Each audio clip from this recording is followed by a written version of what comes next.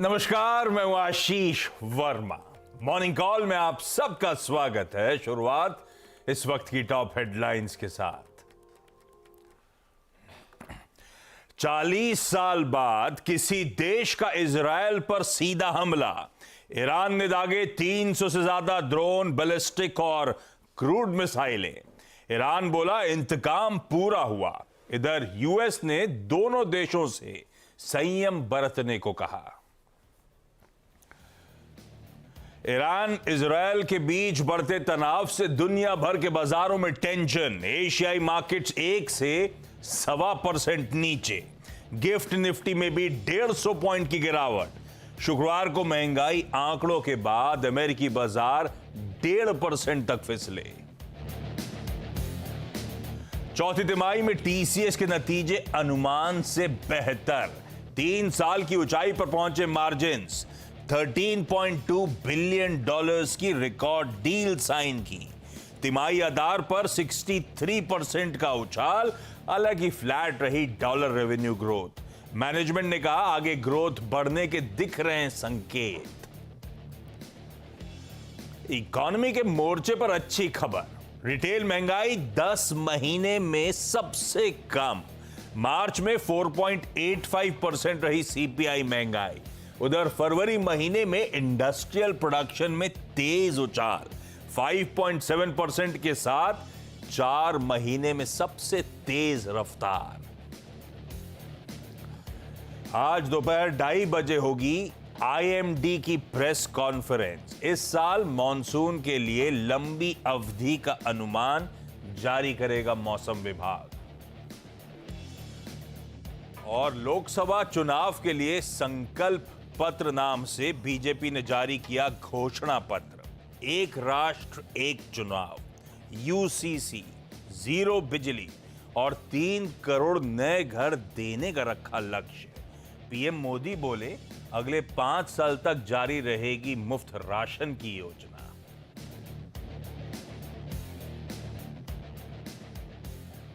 नहीं, 0 बिजली नहीं कहा उन्होंने, 0 बिजली बिल का है। भाई आप लोग डरिएगा मत। प्रोड्यूसर साहब हेडलाइन ठीक करिए यार थोड़ी सी। चलिए, सोमवार की सुबह नए और एक बहुत इंटरेस्टिंग हफ्ते की शुरुआत हो रही है। पहले लास्ट वीक का परफॉर्मेंस दिखाता हूं आपको। सब कुछ सही चल रहा था, पूरा हफ्ता ऐसा लग रहा था बढ़िया गेंस के साथ हम एंड करने की तैयारी कर रहे हैं। पर वो फ्राइडे के सेशन ने सारे समीकरण बिगाड़ दिए। वो सैंडविच सेशन जो था जिसमें हम लोग दिखा रहे थे इवेंट्स की थाली, वो थाली भारी पड़ गई, डाइजेस्ट नहीं हुई। फ्राइडे को पेन आया, सारे हफ्ते की मोमेंटम जो था पूरा फिजल आउट हुआ। फाइनली वीकली परफॉर्मेंस स्क्रीन पर रख देता हूं। अच्छा, पिछले हफ्ते एक दिन की छुट्टी थी, आपको याद होगा, थर्सडे मार्केट हॉलिडे थी, इसीलिए 4 ही बाज आपको नजर आएंगे। लास्ट वीक का परफॉर्मेंस आपकी स्क्रीन पे। फ्राइडे के उस दिक्कत भरे सेशन के चलते सारे गेंस वाइप आउट हुए, एकदम flat weekly close Nifty bank भी लाजली ठंडा ही रह गया। और एफआईडीआई के आंकड़े खैर आपकी स्क्रीन पर हैं। यह हाल था पिछले हफ्ते का। और भाई साहब, इस हफ्ते शायद कह लीजिए उससे ज्यादा एक्शन के लिए ब्रेसअप करने की तैयारी करनी है हमको। खुलते ही हमारे इकोनॉमी के मोर्चे पे जो 2 इंपॉर्टेंट नंबर्स आने थे फ्राइडे को शाम को, और खास तौर पे फेड कह रहा हूं, यूएस के इन्फ्लेशन प्रिंट के बाद थोड़ा थोड़ा तो धक-धक हो रहा था। आपने कोई टेंशन नहीं, उस पे आगे आऊंगा। इन्फ्लेशन और आईआईपी दोनों नंबर्स पे आज खुलते रिएक्ट होना है। दूसरी चीज थी टीसीएस के तिमाही नतीजे आने थे, वो आ गए, उन पे आज सुबह खुलते ही हम लोग रिएक्ट कर रहे होंगे। तीसरा जो ऐड हो गया इस वीकेंड, सबसे इंपॉर्टेंट चीज, वो इजराइल ईरान कॉन्फ्लिक्ट, या बाजार की भाषा में जियोपॉलिटिकल कंसर्न्स का जो तड़का ऐड हो गया है, उस पर भी आज हमें रिएक्ट करना है। और ऊपर से इस हफ्ते टीसीएस के नंबर्स पे आज रिएक्ट कर रहे होंगे, लेकिन ये हफ्ता अब रिजल्ट सीजन पिकअप कर गया है। 2 खास तौर पे हैवीवेट नंबर्स जिन पे नजर रहने वाली है। इन्फोसिस, भाई टीसीएस ने भी पिक्चर दे दी, लेकिन इन्फोसिस गाइड करता है, इसलिए ज्यादा इंपॉर्टेंट। और एचडीएफसी बैंक के नंबर्स की हम तैयारी कर रहे होंगे। बाकी और भी निफ्टी के ही नंबर्स हैं, लेकिन उस पर नहीं जा रहा। जनरल इलेक्शंस 2024, अब सबसे इंपॉर्टेंट चीज वो खड़ी है सामने। और इस हफ्ते फ्राइडे को फेज 1 पोलिंग, इस सारे फेजेस में सबसे तगड़ा 102 लोकसभा सीटों के लिए मतदान इस फ्राइडे को डाले जाएंगे। और कल the man the world is watching, नहीं नेतन्याहू साहब की बात नहीं कर रहा हूं, जेरोमी पावेल साहब, भाई ठीक है, कॉन्फिडेंट की बात उन्हीं की याद सबको आनी है, उनकी कल एक स्पीच लाइंड अप है, तो देखते हैं क्या निकल कर आएगा। तो भैया मन ने तो इस हफ्ते एक ही रिस्पाइट दिख रहा है, वो है वेडनेसडे को रामनवमी की छुट्टी। तो अपने सामने खड़ा है एक ट्रंकेटेड वीक, एक छोटा कारोबारी हफ्ता फिर से।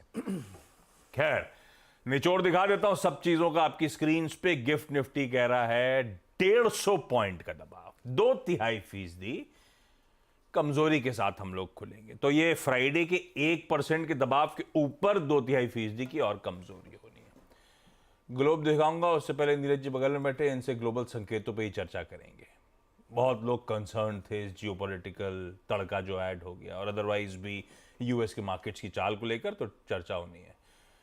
ये तो डोनाल्ड ट्रंप टाइप ड्रेसिंग में आया आप, एकदम रेड टाई है ना। ट्रंप साहब देख रहे थे सूर्य ग्रहण जो आपने दिखवाया था, वो असली में थी क्या वो, और उनकी वाइफ वाइफ ही रही। हाँ, तो ये ग्लोबल संकेत बताएंगे। वीरू बताएंगे कैसे निफ्टी बैंक को अब अप्रोच करना है।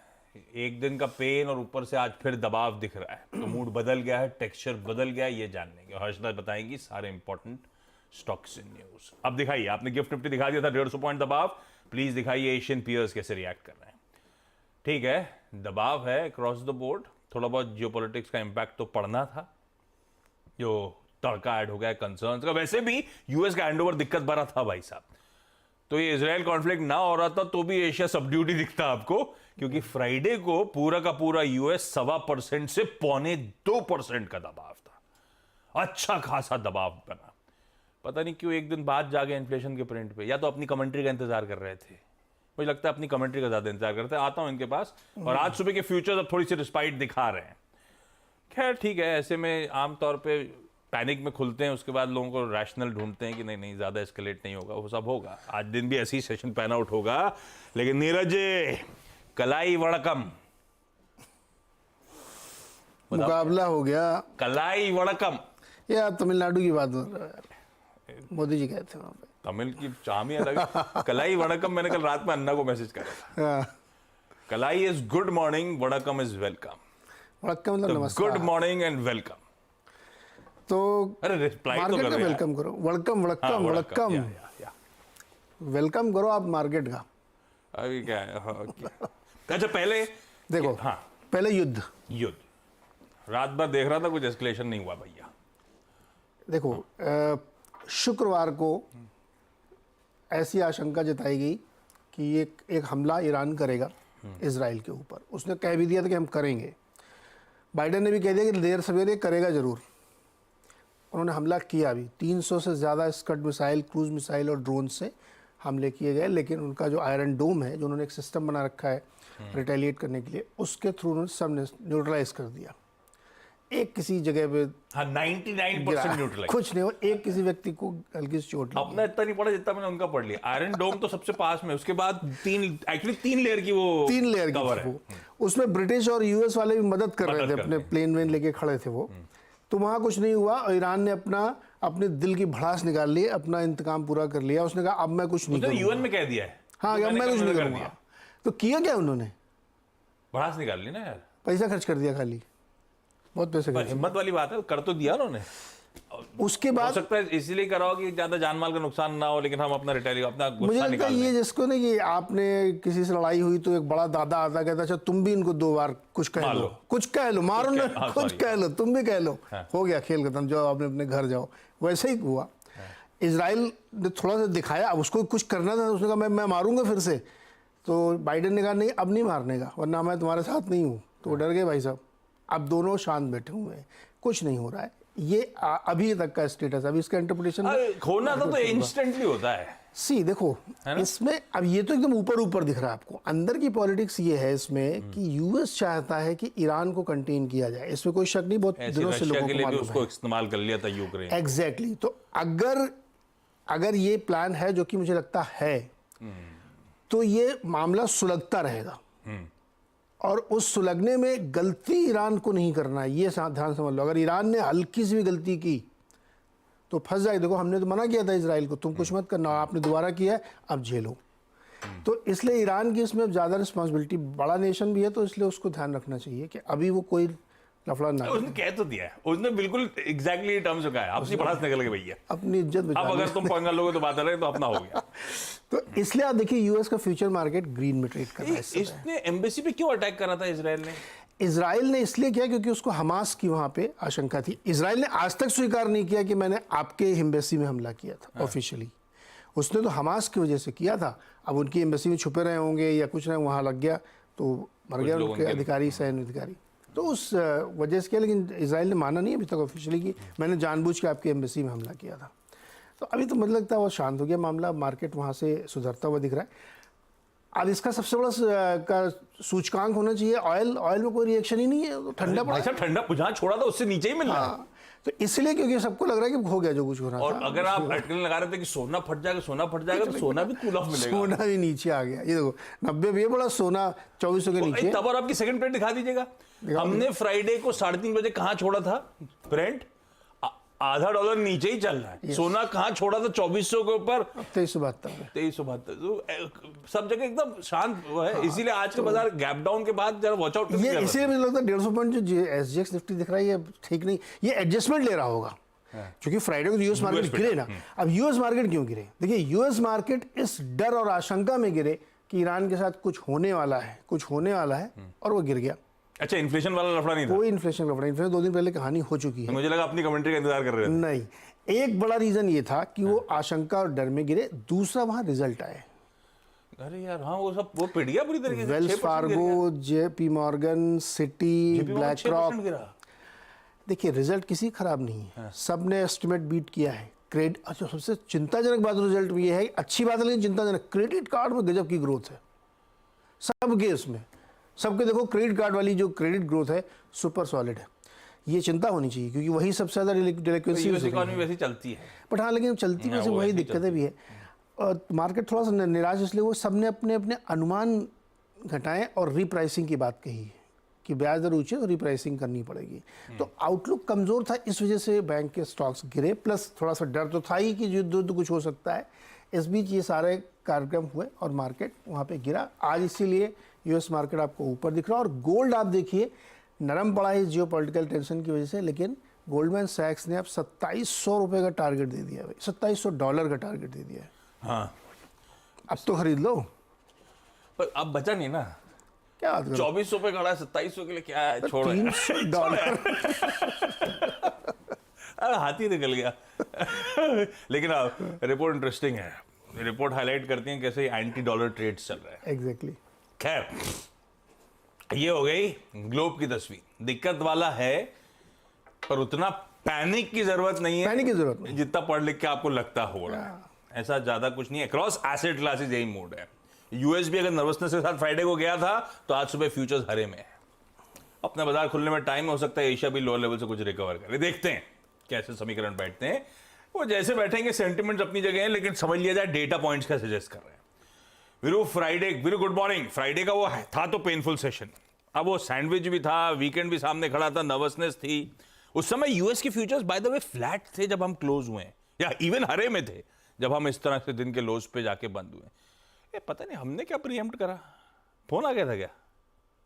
हम भी लगे, पता नहीं, बहुत डरे, नर्वसनेस तो अपने आप ही थी। तो वीरू, बहुत कुछ हो गया डैमेज, लेकिन आज सुबह भी दिखा रहा है गिफ्ट निफ्टी के संकेत। ऐसे में अब क्या वॉच आउट करूं, स्क्रीन पे क्या इंटैक्ट है तो भरोसा बना रहेगा?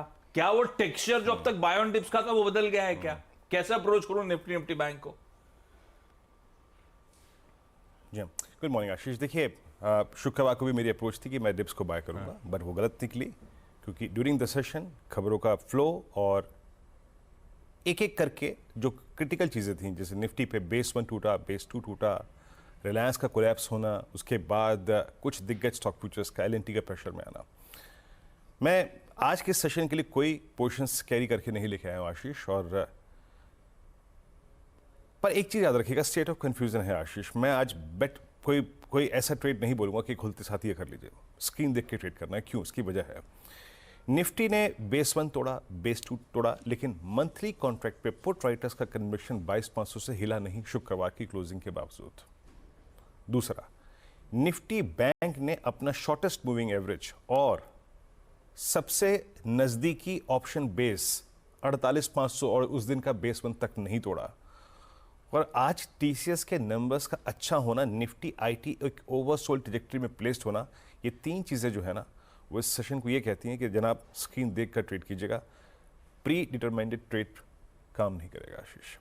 इंडेक्स थोड़ा सा मुश्किल है आज, मैं कैसे अप्रोच करूंगा? देखिए, पहले इंस्टीट्यूशनल फिगर्स को समझते हैं। 8,027 करोड़ रुपए की एफआईएस की सेलिंग, डीआईएस की लगभग 6341 करोड़ रुपए की बाइंग, 1956 करोड़ रुपए का 96 करोड़ रुपए का एफआईएस ने इंडेक्स बेचा, 16,000 कॉन्ट्रैक्ट लॉन्ग काटे, यानी पिछले 2 सेशन में जो उनकी तरफ से लॉन्ग आए थे ताबड़तोड़, उन्होंने उसको ट्रिम किया। 6858 करोड़ रुपए की स्टॉक फ्यूचर्स में सेलिंग, 40,000 कॉन्ट्रैक्ट रिड्यूस किए लॉन्ग, शॉर्ट 48,000 कॉन्ट्रैक्ट किए। अब इस सेशन को मुझे कैसे अप्रोच करना है? देखिए आशीष, पहली बात तो शुरू में ये बोल देता हूं कि अगर क्लोजिंग बेसिस पे आज ठीक है 150 पॉइंट नीचे हैं हम, लेकिन अगर हम क्लोजिंग बेसिस पे 22,500 को ले गए तो शॉर्ट मत कैरी करिएगा। 22,500 मेक और ब्रेक है। अभी हम उसके नीचे हैं, काफी नीचे हैं, बट स्टिल क्लोजिंग एक डिफरेंशियल क्रिएट करेगी। जरा ऑप्शंस के स्टैट्स लेके आइए। जब हम शुक्रवार को सिंक हो रहे थे, कुछ क्रिटिकल स्टॉक फ्यूचर्स कोलैप्स हो रहे थे, उनका प्रेशर आ रहा था। फर्स्ट इंस्टेंस में जब पुल बैक आया वो डिसॉल्व हो गया। 22,700 22,800 के कॉल राइटर ने सबसे स्ट्रॉन्ग ग्रिप ली और एक वीक कॉल राइटर खड़ा था 22,600 पे। पुट राइटर्स याद रखिएगा 22,500, और उसके बाद अगर आप मंथली कॉन्ट्रैक्ट को एनालाइज करें आशीष, तो सिर्फ बड़ा पुट राइटर खड़ा है 22,200 पे। पिरामिड्स लेके आइए, और ये क्लियरली आई थिंक आज के और इस न्यूली कमेंस्ड वीकली कॉन्ट्रैक्ट के जो स्टैट्स हैं उसको डिफाइन कर देगा और उसके क्लस्टर्स को डिफाइन कर देगा। ये 3 बड़े कॉल राइटर्स, उसमें से एक वीक कॉल राइटर और बड़ा पुट राइटर 22,200 पे प्लेस्ड है। मैं कैसे अप्रोच करूंगा? देखिए, इस फर्स्ट इंस्टेंस में इस गैप डाउन के साथ 2 बातें याद रखिएगा। प्लीज बेस 1 लेके आइएगा। अभी मैं इन 2 क्लस्टर्स को मानता हूं कि यहां तक निफ्टी जा सकता है स्पेन में। वो क्या है? 22,380, अगर 22,500 टूटता है तो ये है 20 डे एक्सपोनेंशियल मूविंग एवरेज। ये एक ऐसा पॉइंट है जो पुल बैक जनरेट कर सकता है, याद रखिएगा।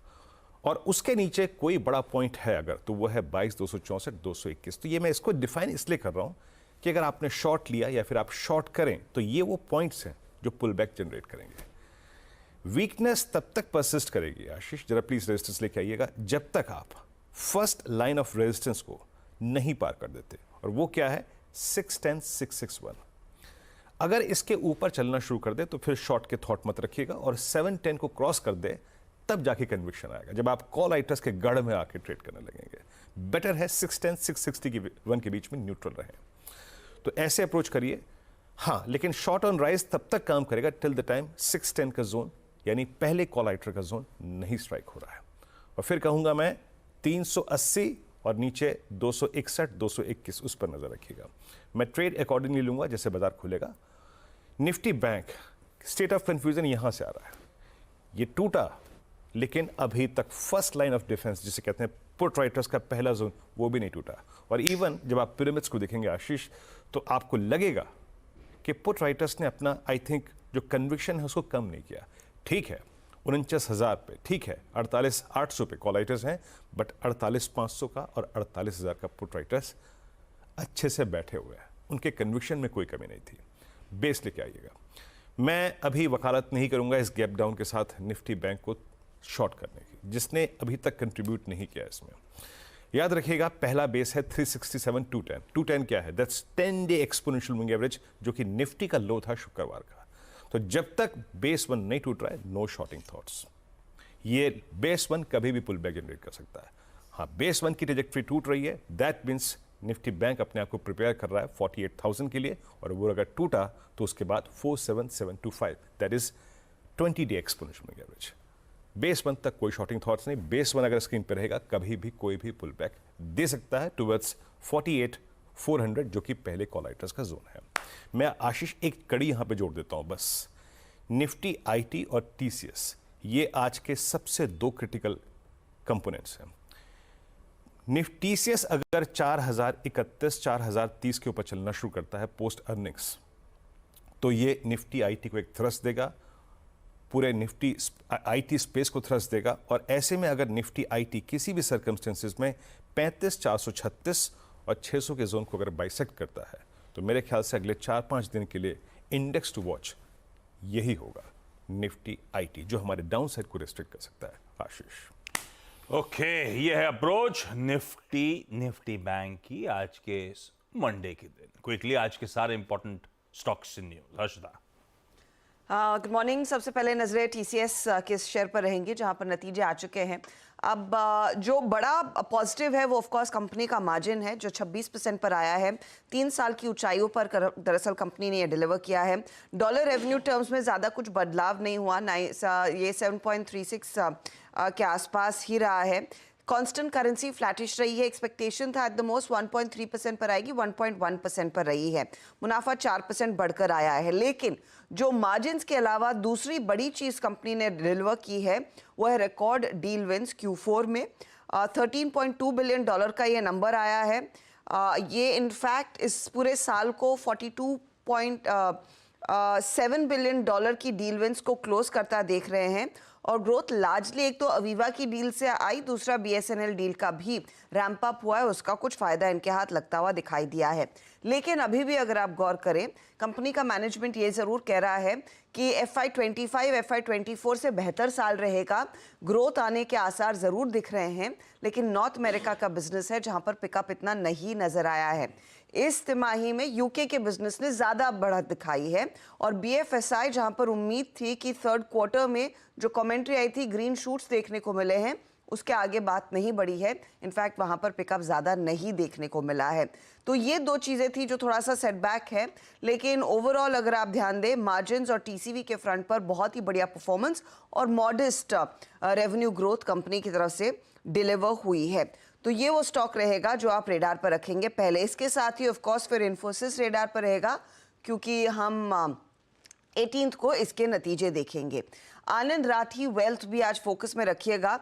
इन्होंने अपने FY24 के गाइडेंस को इनफैक्ट पिछले 9 महीनों में ही ब्रीच कर दिया था, तो उस लिहाज से बेहतर क्वार्टर निकल कर आया चौथी तिमाही का। मुनाफा करीब 33% बढ़ा है 56 करोड़ पर। रेवेन्यू में करीब 28 से 29% का इजाफा देखने को मिला है। EBITDA 20% ऊपर है। मार्जिन्स हालांकि 39.7% है, जहां पर पिछले साल ये 42% के आसपास थे। ध्यान रखिएगा, कंपनी ने अपना पहला बायबैक भी अनाउंस किया है, जो पिछले सेशन की क्लोजिंग प्राइस से 10% के प्रीमियम पर है। 165 करोड़ कंपनी खर्च करती हुई दिखाई देगी बायबैक में। इसके अलावा ग्रैन्यूल्स इंडिया, US FDA ने एक ऑडिट किया है कंपनी की यूनिट 5 वाइजैक की यूनिट। 0 ऑब्जर्वेशंस उभर कर आए हैं। ये ऑन्कोलॉजी और नॉन ऑन्कोलॉजी प्रोडक्ट्स इस पर्टिकुलर यूनिट से डिलीवर होते हैं, तो पॉजिटिव है कि 0 ऑब्जर्वेशंस निकल कर आए। कोफोर्ज, वो एक औपचारिकता थी कि शेयर होल्डर्स की तरफ से वो अप्रूवल मिल गया है QIP से फंड रेज करने के लिए। सन टीवी एक नया हिंदी जनरल एंटरटेनमेंट चैनल ये आज से लॉन्च करता हुआ दिखाई देगा। वो स्टॉक आप रेडार पर रखेंगे। IIFL फाइनेंस बोर्ड बैठक है 17 अप्रैल को, राइट्स इशू पर विचार होगा। अमी ऑर्गेनिक्स रेडार पर रहेगा। 500 करोड़ ये QIP के जरिए रेज करना चाहते हैं। ध्यान रखिएगा, एस्टर DM हेल्थकेयर ने वो डिविडेंड, स्पेशल डिविडेंड की घोषणा कर दी है। 118 रुपए प्रति शेयर का ये स्पेशल डिविडेंड घोषित करते हुए दिखाई देंगे। 3-4 कंपनियों के बिजनेस अपडेट्स आए हैं, जिसमें सेंको में करीब रेवेन्यू ग्रोथ 40% के आसपास Q4 में दिखाई दे रही है। SSG 19% के आसपास बढ़कर आई है। कोल्टे पाटिल के रेवेन्यू में 26% का इजाफा है ईयर ऑन ईयर आधार पर Q4 में। और पतंजलि कह रहा है कि एडिबल ऑयल रेवेन्यू करीब सिंगल डिजिट में ग्रो करता हुआ दिखाई देगा। तो ये कुछ स्टॉक्स भी हैं जिस पर आपकी नजरें होनी चाहिए। क्विकली छोटा सा ब्रेक के उस पर आज का इवेंट्स कैलेंडर और कमोडिटी स्ट्रैटेजीज। चलिए भाई, ब्रेक के बाद आप सबका स्वागत है। अब आज का इवेंट्स कैलेंडर, मंडे है तो आजकल तो वैसे कहना चाहिए ऑल इंपॉर्टेंट बैंकेक्स और निफ्टी मिड कैप सेलेक्ट की एक्सपायरी का दिन। बैंकेक्स के जलवे बढ़ रहे हैं तो इसलिए इंपॉर्टेंट हो जाता है। तमाम चीज़ों पर रिएक्शन देना है, उस पर नहीं जा रहा हूँ। अपन बहुत सही चीज़ें सभी कुछ चर्चा में ला चुके हैं।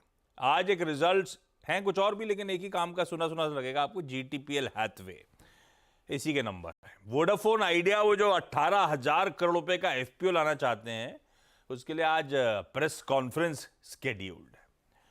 12 बजे हमारे होलसेल इन्फ्लेशन का आंकड़ा आएगा और 3:30 बजे हमारा इंपोर्ट एक्सपोर्ट का नंबर, यानी कि ट्रेड बैलेंस। आज एशिया में एक ही बाजार बंद है, थाईलैंड का सोंक्रन फेस्टिवल। पता नहीं, पढ़ नहीं पाया, मैंने बोलने का रियलाइज का पढ़ा नहीं था, फालतू बता दिया। सोंक्रन पता नहीं। यूरोजोन के इंडस्ट्रियल प्रोडक्शन के, यूएस के रिटेल सेल्स के नंबर्स और कई सारे फेड ऑफिशियल्स की स्पीचेस चली जा रही हैं। आज भी हम उनकी डीलिंग पे जा ही नहीं रहा हूं मैं आज। यूएस में गोल्डमैन सैक्स के आज नंबर्स आने, तो इंपॉर्टेंट बैंकिंग नंबर्स पे फ्राइडे को भी रिएक्शन था, आज भी उस लिहाज से इंपॉर्टेंट। कंज्यूमर कोर्ट्स, आज से कंज्यूमर मिनिस्ट्री ने सारे कंज्यूमर कोर्ट्स को डायरेक्ट करा है केसेस की ऑनलाइन हियरिंग की शुरुआत। तो अब से ये सब अपने लिए बहुत अच्छा है, अपना खर्चा टाइम दोनों बचेगा जो जो कंज्यूमर कोर्ट जाते हैं। हाइब्रिड मोड पे अब से पायलट बेसिस पे ये सुनवाई शुरू। भाई गवर्नमेंट ने आज से ऑनलाइन पोर्टल की शुरुआत करनी है, पल्सेस के स्टॉक अवेलेबिलिटी को मॉनिटर करने की। सबको कहा है अपना अपना अपडेट शेयर कर दें, आज से पोर्टल पे आ जाएगा। ओला इलेक्ट्रिक आज एक S1X नाम का स्कूटर लॉन्च करने जा रही है, मोस्ट अफोर्डेबल इलेक्ट्रिक स्कूटर कह रहे हैं, देखते हैं, लॉन्च आने दीजिए। सुप्रीम कोर्ट में आज अरविंद केजरीवाल साहब की जो पिटिशन थी Delhi excise policy scam case में अरेस्ट के अगेंस्ट में, उस पर सुनवाई करने जाएगा। इलेक्शंस 2024, सारा फोकस साउथ इंडिया पे शिफ्ट। आज केरला रडार पे है, पीएम मोदी और राहुल गांधी दोनों केरला में होंगे। डिटेलिंग स्क्रीन पर आ जाएगी। और हेडलाइन में मेंशन कर दिया प्रोड्यूसर साहब ने, इंडियन मेट्रोलॉजिकल डिपार्टमेंट यानी कि हमारा IMD आज प्रेस कॉन्फ्रेंस करेगा, दोपहर 2:30 बजे अपडेट आ जाएगा मॉनसून रिलेटेड लॉन्ग फोरकास्टिंग का। इस बार का रेनी सीजन कैसा रहेगा वो अपडेट आ जाएगा। हिंट्स तो हैं, वैसे स्काईमेट ने अपडेट दे रखा है कि इस बार नॉर्मल मॉनसून की तैयारी कर लीजिए। देखते हैं IMD भी अपडेट कैसे शेयर करता है। HDFC सिक्योरिटीज के अनुज गुप्ता की तरफ से मदद हुई है आज की कमोडिटी स्ट्रैटेजीज के लिए। अनुज कह रहे हैं भाई कच्चा तेल अप्रैल वायदा खरीद लीजिए 70-25 के स्टॉप के साथ, और जिंक का भी अप्रैल वायदा खरीदा जा सकता है 243 के SL के साथ। बाकी के लेवल स्क्रीन पर छोड़े जा रहा हूं। गिफ्ट निफ्टी के वही संकेत जहां शुरू हुआ था, आधे घंटे पहले भी 150 पॉइंट दबाव में थे, अभी भी 150 पॉइंट की कमजोरी के साथ ही शुरुआत के इंडिकेशंस। ब्रेक का समय, मॉर्निंग कॉल में इतना ही। ब्रेक के उस पार सीधा सौदा। नमस्कार।